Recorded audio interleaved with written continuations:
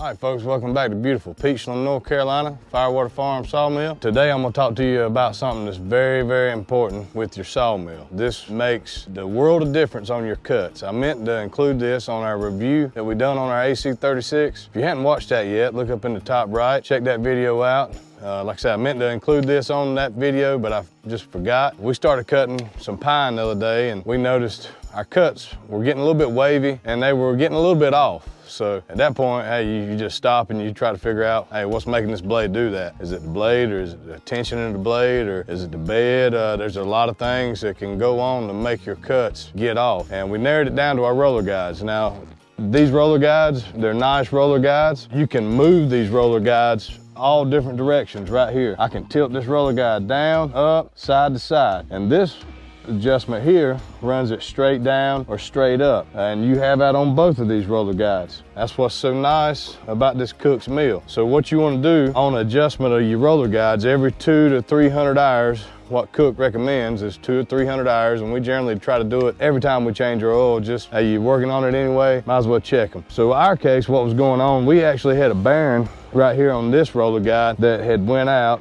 and was causing us not to have the proper tension on our blade. Now, Cook's tells you that you want 1/4 inch down pressure on your blade. So you tighten your blade up, and then you want to run that 1/4 inch down. So what that does, you don't realize it, but these do exactly what they say they do. They're roller guides, and they guide this blade. They help keep this blade stable. If you don't have that, your blade then wanders. When I say wanders, it has no support. And when you go into that log, on some of our videos, I seen this the other night when I was watching them. This is what we call loading our blade up. When we're cutting, we want to load this blade up, put the proper amount of load on it. And what happens is this blade actually moves back just a little bit due to the pressure of, you're sending through the log. So you don't want this blade, when you set them, on the very edge of this flange, because when you go into that log, this blade's going to move, and then you start getting the noise, and you're hitting that back flange. And then, of course, you're building heat, you're putting heat in this blade, and you shorten blade life, and of course, your roller guides here. So what we did, we put them on, we've done our adjustment,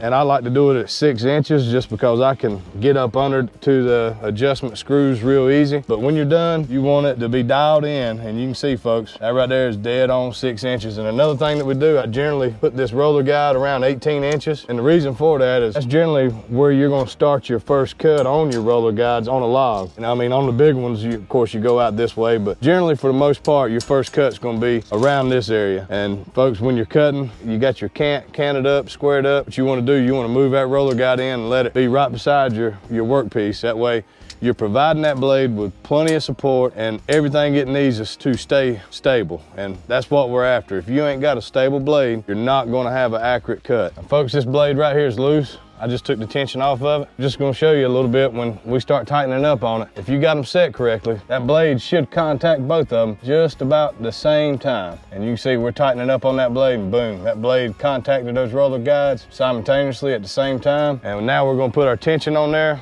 We got our tension correctly.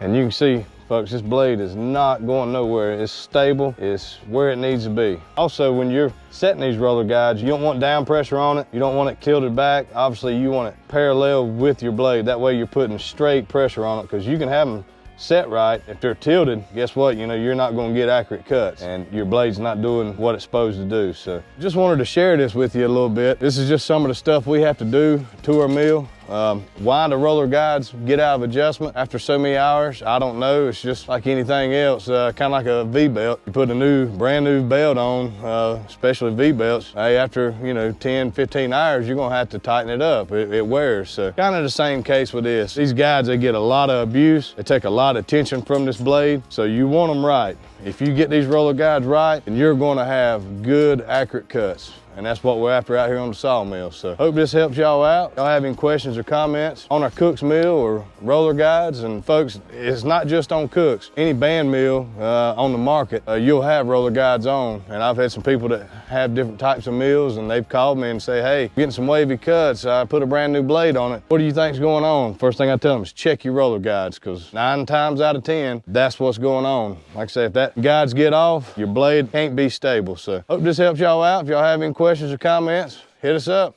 Y'all have a good day.